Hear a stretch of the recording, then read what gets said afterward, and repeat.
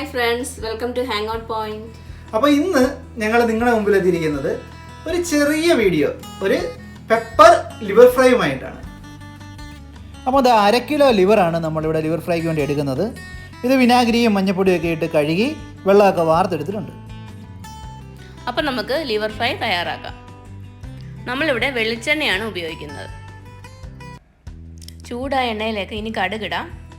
അതിനുശേഷം ഒരു തണ്ട് കറിവേപ്പിലയും ഒരു 2 പച്ചമുളകും കൂടി ഇടാം.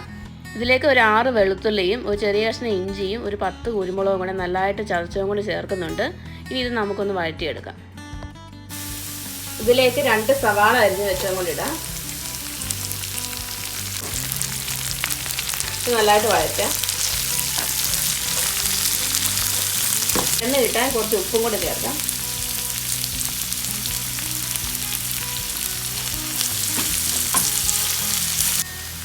സവാള ഇതുപോലെ പകുതി വഴന്ന് കിട്ടിയാൽ മതി. ഈ സമയത്ത് നമുക്ക് ലിവർ ഇടാം.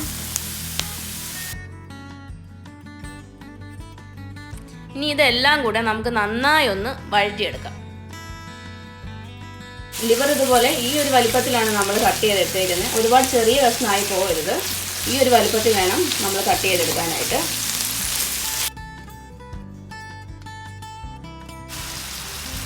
ഈ സമയത്ത് നമുക്ക് ഫ്ലെയിം ഒരു മീഡിയം ഫ്ലെയിമിലിടണം. അതിനുശേഷം കാശ്മീരി ചില്ലി പൗഡർ ഒരു 1 ടേബിൾ സ്പൂൺ എടുത്തിട്ടുണ്ട്, അതിട്ട് കൊടുക്കാം. അതിനുശേഷം ഒരു 1/2 ടേബിൾ സ്പൂൺ മല്ലിപ്പൊടി ചേർക്കുന്നുണ്ട്. അതിനുശേഷം ഒരു 1/4 ടീസ്പൂൺ മഞ്ഞൾപ്പൊടി. ഇനി എല്ലാം കൂടെ നല്ലതായിട്ട് മിക്സ് ചെയ്യാം.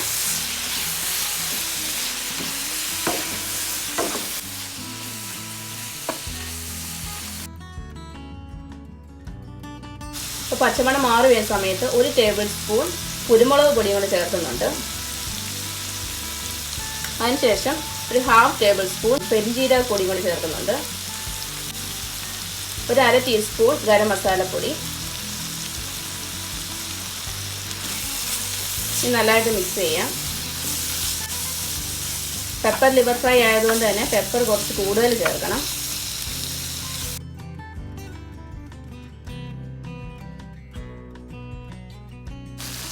ഈ സമയത്ത് നമുക്കൊരു 1/2 കപ്പ് ചൂടുവെള്ളം കൂടി ചേർക്കാം. ഈ ചൂടുവെള്ളത്തിൽ ചേർന്ന് നല്ലതായിട്ട് വേവണം. ആ സമയത്ത് കുറച്ച് ഉപ്പും കൂടി ചേർക്കാം. ഇനി എല്ലാം കൂടെ നല്ലതായിട്ടൊന്ന് മിക്സ് ചെയ്യാം. അതിനുശേഷം ഒരു 10 മിനിറ്റ് നമുക്ക് മൂടി വെച്ച് വേവിക്കാം.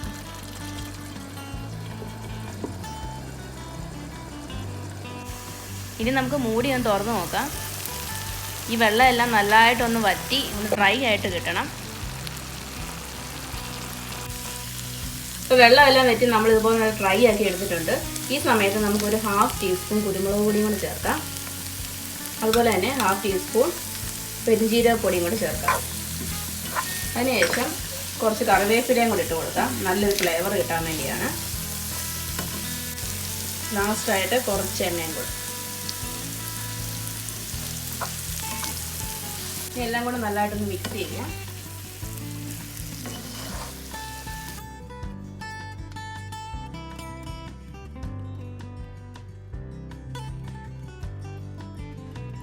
ഇനി എല്ലാത്തിൻ്റെ ഫ്ലേവർ നല്ലതായിട്ട് പിടിക്കാൻ വേണ്ടി ഒന്ന് മൂടി വെക്കാം ഒരു 2 മിനിറ്റ്.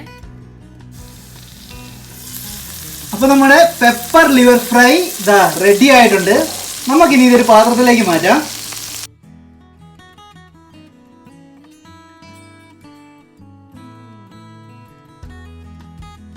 അപ്പം എന്താ നല്ല ആവി പറക്കണ ചൂട് കുത്തരി ചോറും കൂടെ ഒരു മത്തി വറുത്തതും നല്ല ചട്ടിയിലുണ്ടാക്കിയ ഉളിശ്ശേരിയും കൂടെ നമ്മുടെ പെപ്പർ ലിവർ ഫ്രൈയുമായിട്ടൊരു പിടുത്തം പിടിച്ച എൻ്റെ പൊന്നെ ഒരു രക്ഷയില്ല.